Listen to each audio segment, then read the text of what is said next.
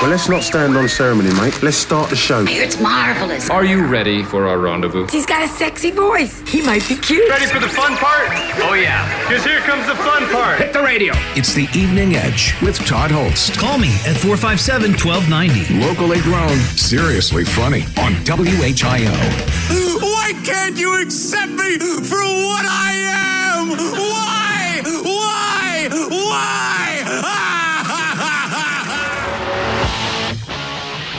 It is the Evening Edge, Monday through Friday from 6 to 8.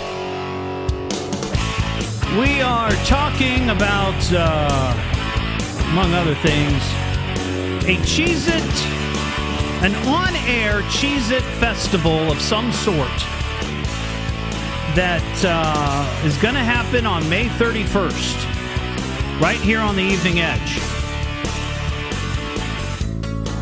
I went through a list of things that are happening right now behind the scenes to help us get a historical marker and a statue and have May 31st proclaimed Dayton made Cheez-It Day, National Cheez-It Day. These are the things that I do when I'm not in here doing the show. I work on stuff like that. The other thing that I just wanted to talk about briefly, and I saw this today, and you'll have to indulge me for a moment. It has to do with radio and some of the idiots that are in radio. Idiot. Comes from upbringing. Parents are probably idiots too. Idiot! Imbecile pig! Wake up, idiot. Silly dilly dilky, yo. I'm an idiot. Yeah, that's true. So when I started in radio, you had live DJs around the clock, right? You had live people inside the studio.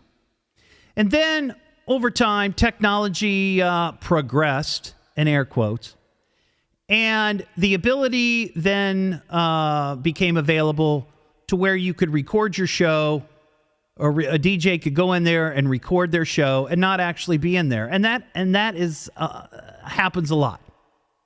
Happens in this building, happens in every building, every radio company, they do it. So that was bad enough. Now, there is a company called Futuri, and they've launched an artificial intelligence-driven platform for radio content. Now, what does that mean to you, the average listener? In a nutshell, the idea is this, that this radio GPT pairs with GPT-3, whatever that is, AI technology, artificial intelligence. And their goal is to create the world's first 100% AI-driven radio host. So now they don't even want actual people recording their shows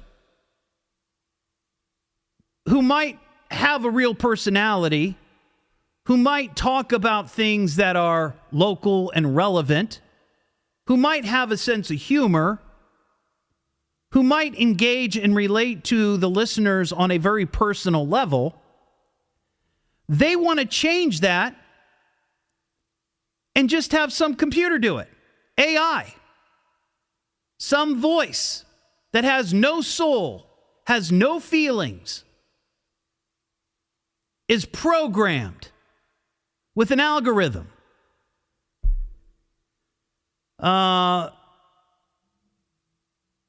Radio keeps shooting itself in the foot with this stuff. I don't understand it. The voices and content, including material for social media posts and other digital platforms, are available for all formats for full day use or day parts. So you can use it however you want. You don't need human beings.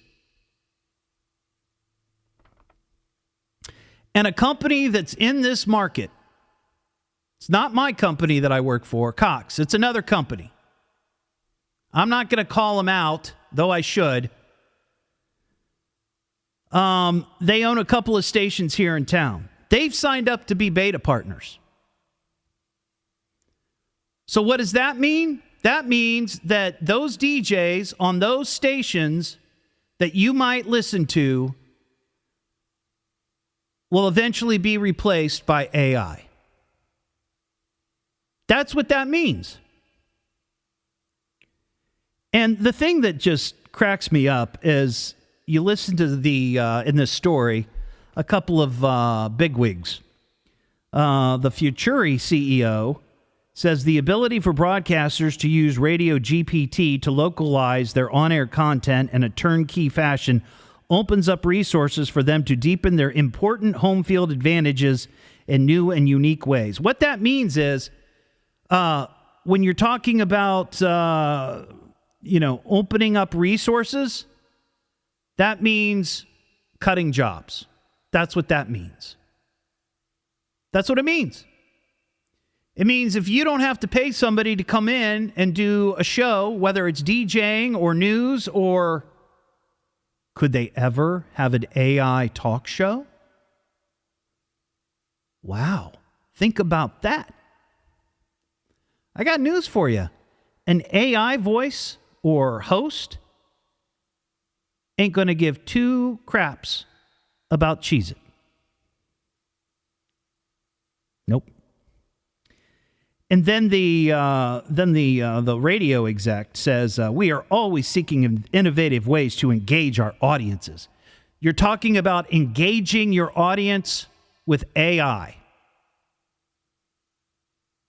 Again, a soulless, feelingless voice that is generated by a computer.